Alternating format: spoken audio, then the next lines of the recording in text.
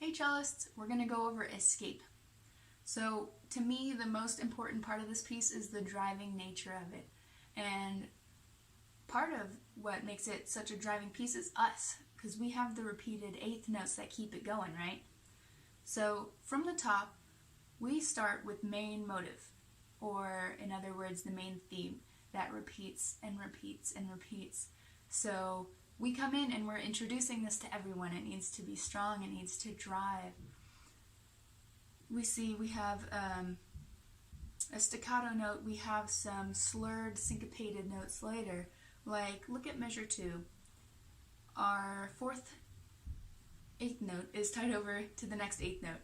So we have a little bit of syncopation there. And if you don't know what syncopation is, it's basically a lot of offbeats, right? Which in this piece, Escape, we really need to lean into those offbeats to exaggerate that syncopation. Another thing that's really important to notice is all the accidentals in here. A lot of the notes we have are sharpened or flattened, and we really need to bring those out. Those are very important. Okay, so this main theme for us goes and goes until measure 21, where we have half notes.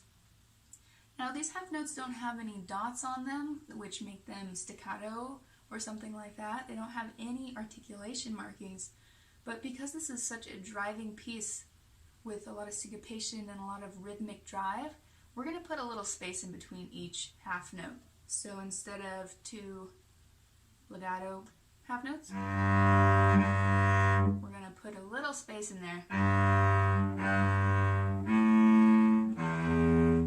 just to give it a little bit more edge, right? So we're doing this, and something I want to mention is a fingering, which is in measure 23 and 24. So in measure 23 we have our second half note is an F sharp, so we have an extended 4. And then the next note is our B on the G string, which is usually our third finger, right? But because we're up here already, extended, we're going to play that B with our second finger.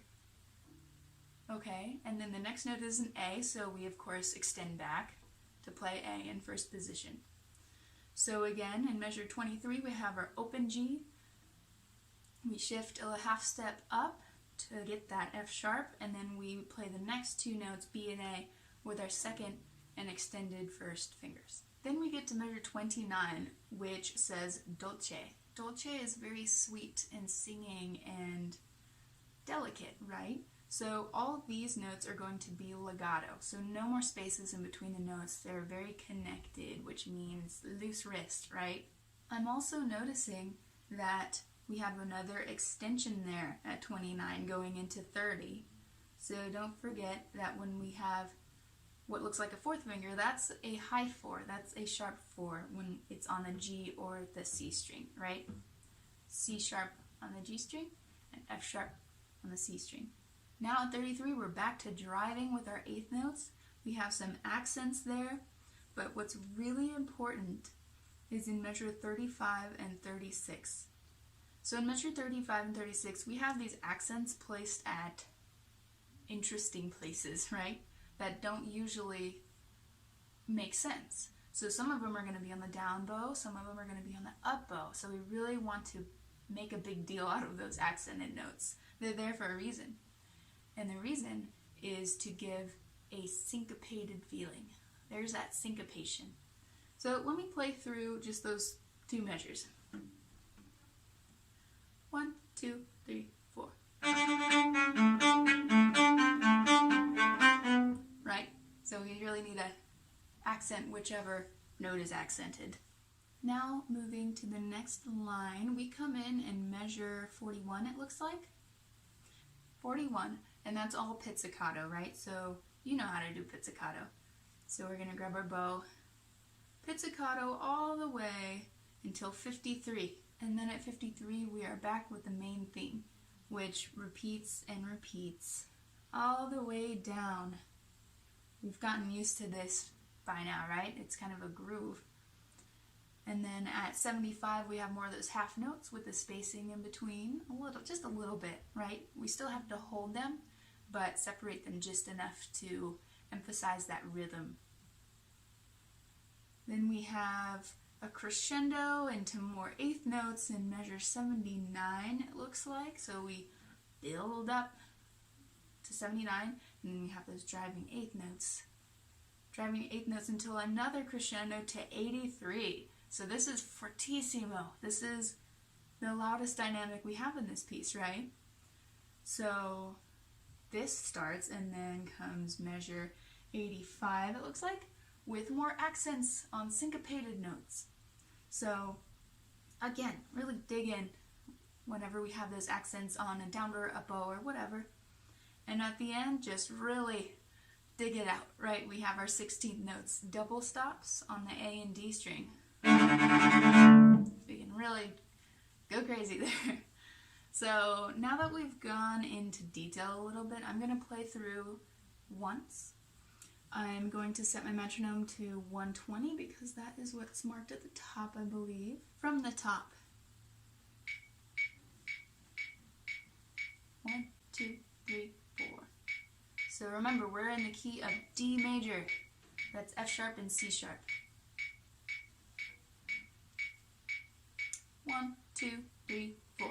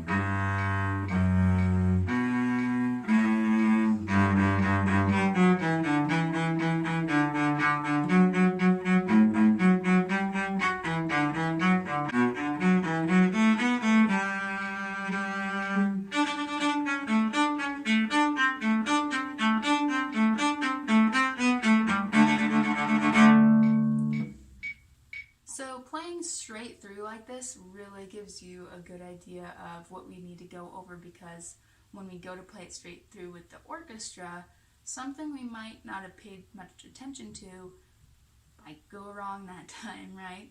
So when you're practicing, really focus on smaller sections. That's really important.